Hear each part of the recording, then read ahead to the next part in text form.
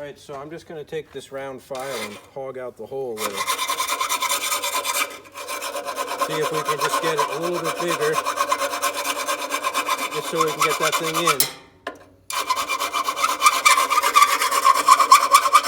You could use a drill, but I don't have a drill bit that big.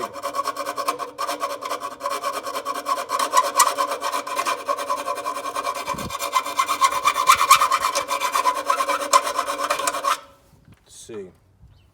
Kind of a slow process. All right, back to filing. I gotta go out quite a bit, maybe 30 thousandths, 40,000, something.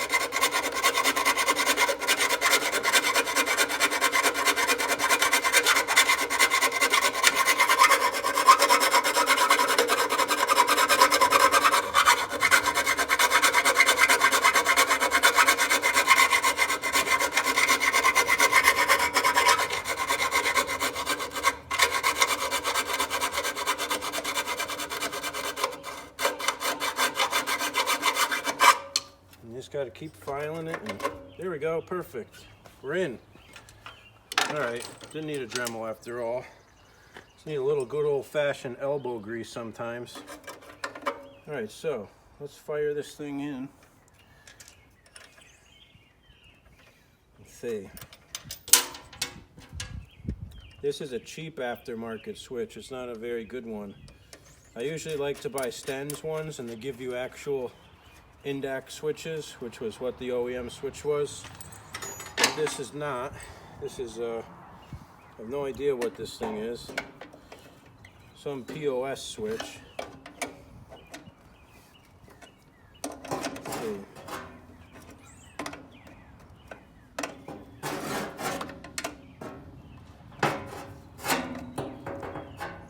Okay, that's pretty tight. So let's throw this key in there. All right, that will work good. So now we got to get a battery and try to crank it over.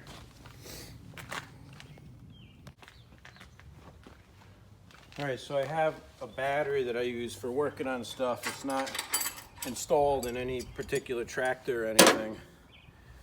So I just put that in here, and we'll see if we can tighten up these clamps here on the cables.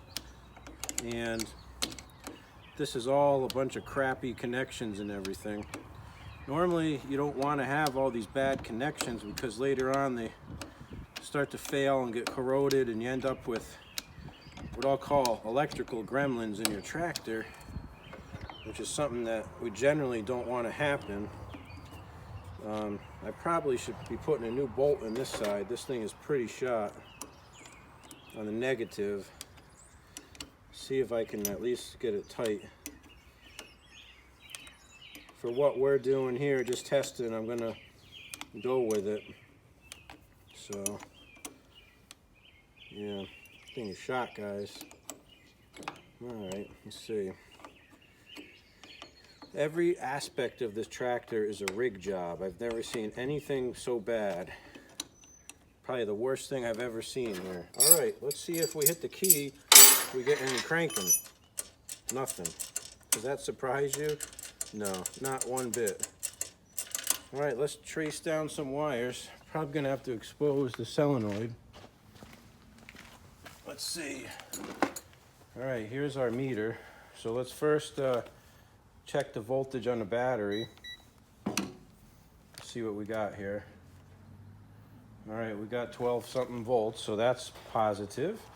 Now let's trace our key switch here. If I hold my tester onto the battery terminal, I got power to the key switch.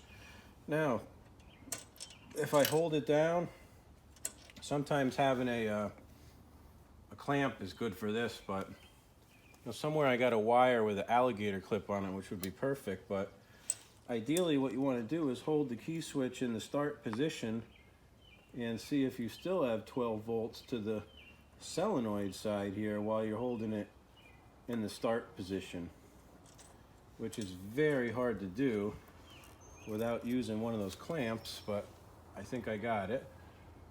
Let's see. I still got 12 volts coming out. So we got to go down to the solenoid and investigate what's happening with that. So that means that we most likely have to take off the shift plate on this thing. Let me just double check everything here. Where is the starter?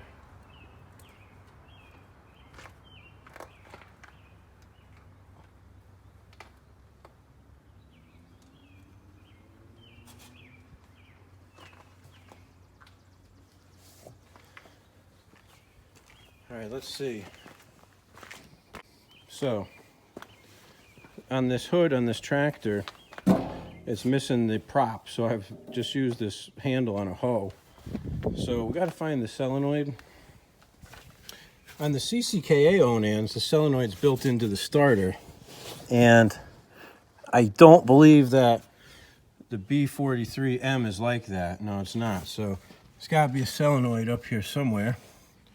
Oh boy, there could be safety circuits on this thing too. Yeah. We got to take that shift plate off here and see what's happening under there. That's the first thing we got to do here. So let's do that. Before I take the shift plate off, I just noticed that the PTO was on. So I just turned it off here, and let's see what happens now. Oh yeah, thank you guys. Score. All right, so we got to get the spark tester. Let me see if I can find that.